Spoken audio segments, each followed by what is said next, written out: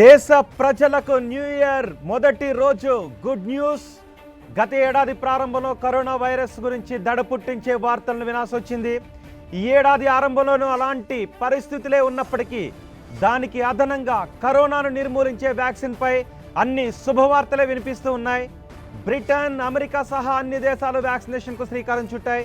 సాధారణ ప్రజల కోసం వ్యాక్సిన్ను వినియోగంలోకి తీసుకొచ్చాయి. ఆయా దేశాల్లో జోరుగా వ్యాక్సిన్ కార్యక్రమం కొనసాగుతోంది. ఫైజర్ బయోఎన్టెక్ ఫ్రంట్ రన్నర్గా నిలిచింది. రేపు మాపో భారతదేశంలోని వ్యాక్సిన్ అందుబాటులోకి తీసుకొచ్చే అవకాశాలు ఉన్నాయన్న వార్తల్లో ఈ రోజే ఈ గుడ్ న్యూస్ మనకి వచ్చేసింది.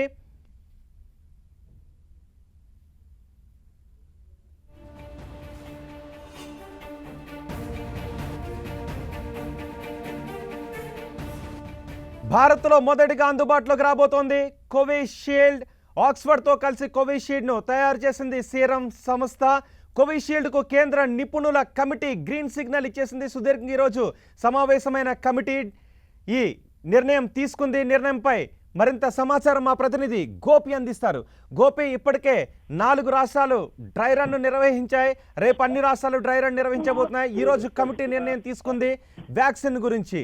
మీ దగ్గర ఉన్న సమాచారం ఏంటి?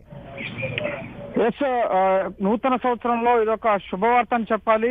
సిడిఎస్ఓ central drug standard control organisation నిపుణుల కమిటీ కీలక నిర్ణయం తీసుకుంది. ఆక్స్ఫర్డ్ అలాగే ఆస్ట్రాజెనికా రూపొందిస్తున్న కోవిషీల్డ్ వ్యాక్సిన్ ని అత్యవసర వినియోగానికి అనుమతిస్తూ ఈ నిపుణుల కమిటీ నిర్ణయం తీసుకుంది. ఈ నిర్ణయాన్ని ముఖ్యంగా డ్రగ్ కంట్రోలర్ జనరల్ ఆఫ్ ఇండియాకి పంపించబోతోంది ఈ ఎక్స్పర్ట్ నిపుణుల కమిటీ.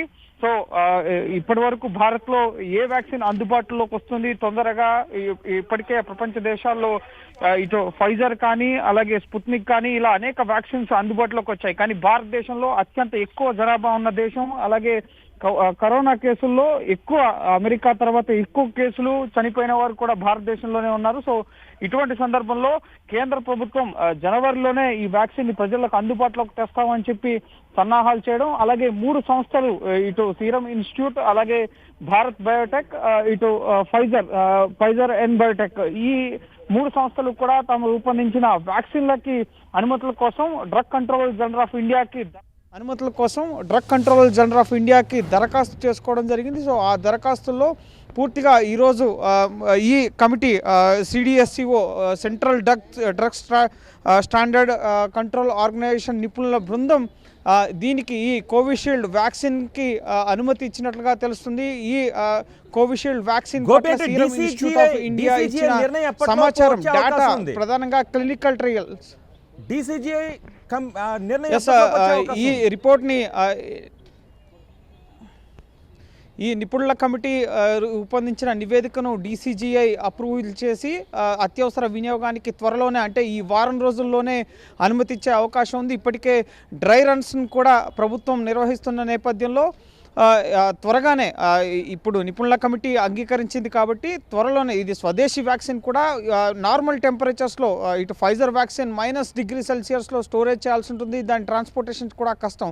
కానీ ఇప్పుడు ఈ సీరం ఇన్స్టిట్యూట్ డెవలప్ చేసిన ఈ వ్యాక్సిన్ అనేది, కోవిషీల్డ్ వ్యాక్సిన్ అనేది 2 degrees వరకు రిఫ్రిజిరేటర్, ఇళ్లలో ఉండే సాధారణ రిఫ్రిజిరేటర్ స్థాయిల టెంపరేచర్లో దీన్ని నిల్వ చేసుకునే అవకాశం ఉంది. అలాగే ట్రాన్స్పోర్టేషన్ కూడా సులువుగా ఉంటుంది, ఎందుకంటే ఇది ఇండియాలోనే తయారవుతుంది, దిగుమతి చేసుకోవాల్సిన అవసరం లేదు.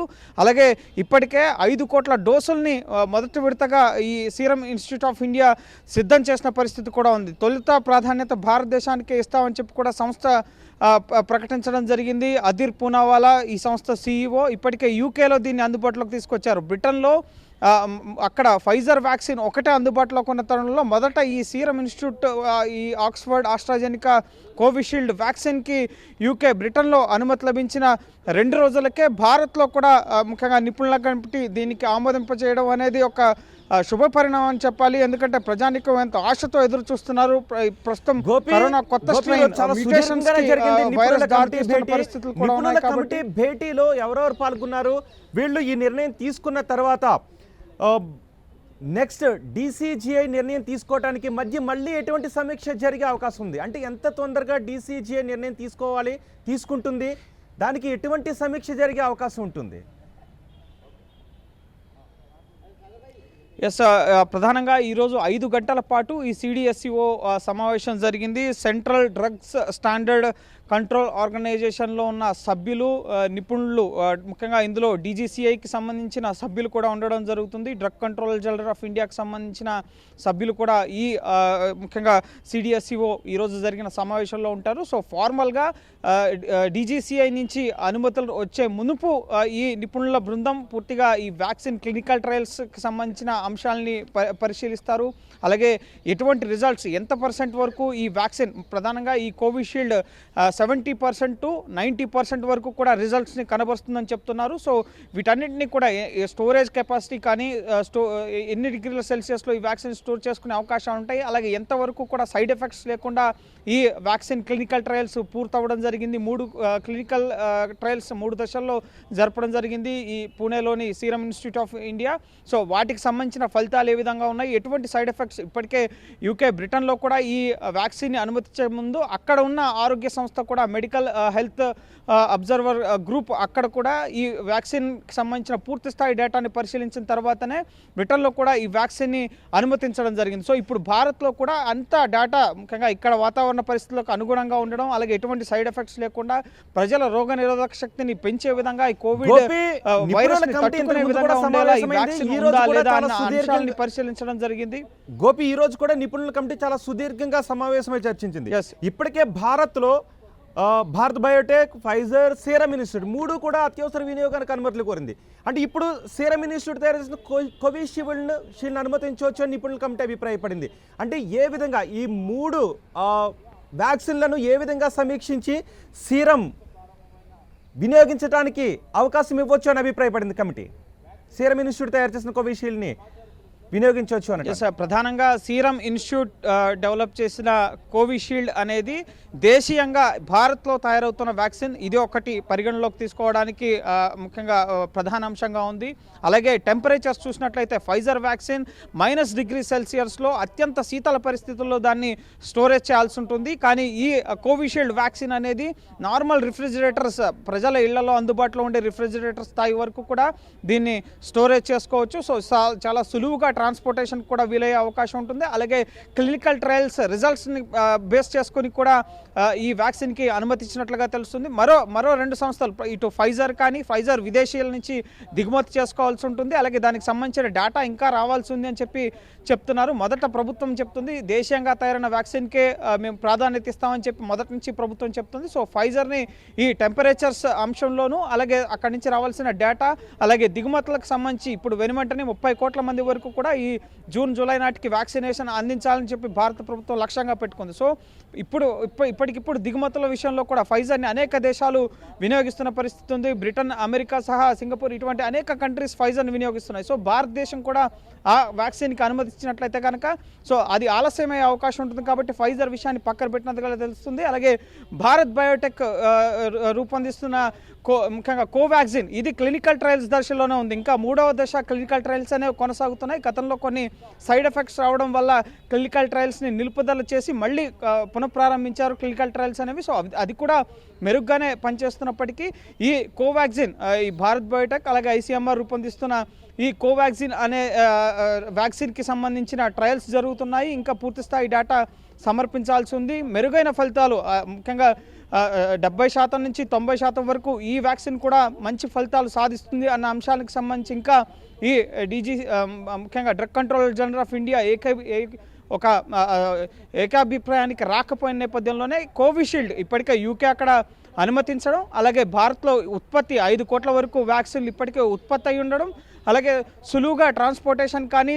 వ్యాక్సినేషన్ స్టోరేజ్ కానీ చేసుకోవడానికి వీలుండడం, వీటన్నింటినీ అంశాలని పరిగణలోకి తీసుకోవడం, అలాగే వ్యాక్సిన్ పనిచేసే ప్రభావం కూడా 70 నుంచి 90% వరకు మెరుగైన రిజల్ట్స్ ఇస్తుంది, అందరిపైన పనిచేస్తుంది, ఎటువంటి సైడ్ ఎఫెక్ట్స్ లేవు అన్న అంశాలని ముఖ్యంగా ఈ నిపుణుల కమిటీ పరిగణలోకి తీసుకున్నట్లుగా తెలుస్తుంది. అందుకోసమే ఈ 3 వ్యాక్సిన్లు భారత ప్రభుత్వం ముందున్నప్పటికీ కోవిషీల్డ్ని ఎంచుకోవడం, సీరం ఇన్స్టిట్యూట్, ఆక్స్ఫర్డ్, ఆస్ట్రాజెనెకా రూపొందించిన ఈ కోవిషీల్డ్ని ఎంచుకోవడం వెనుక ప్రధాన కారణాలు ఇవే అన్నట్లుగా తెలుస్తుంది. సో త్వరలోనే ఈ నిపుణుల కమిటీ రిపోర్ట్ అనేది drug control general of India వద్దకు వెళ్తుంది. అక్కడ ఫార్మల్ అప్రూవల్ అయిన తర్వాత ఈ వారం రోజుల్లోపే గోపి, నిపుణుల ఈ, కమిటీ ముఖ్యంగా నిపుణుల వినియోగానికి కోవిషీల్డ్ ప్రజలకు సిఫార్సు అందుబాటులోకి చేస్తూ వచ్చే అవకాశం కోవిషీల్డ్ ఉంది. వినియోగించవచ్చు అంటూ ఇంకా ఎటువంటి సిఫార్సులు చేసింది ఈ DCGIకి? ఎటువంటి సిఫార్సులు చేస్తోంది?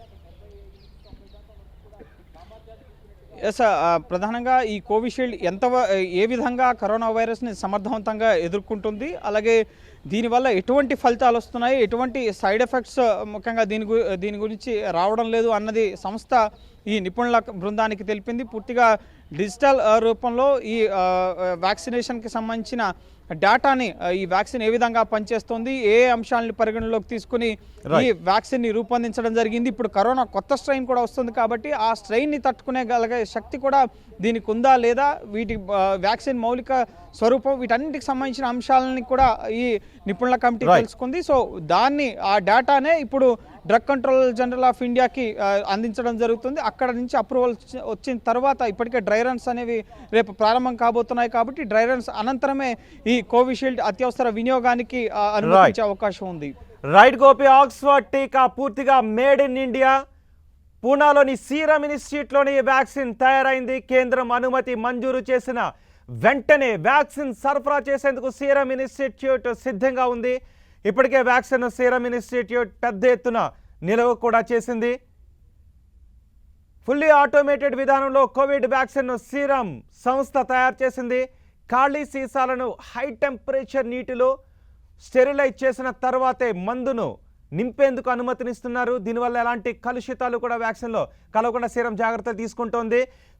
నూతన సంవత్సరం తొలి రోజే దేశ ప్రజలకు ఇది గుడ్ న్యూస్.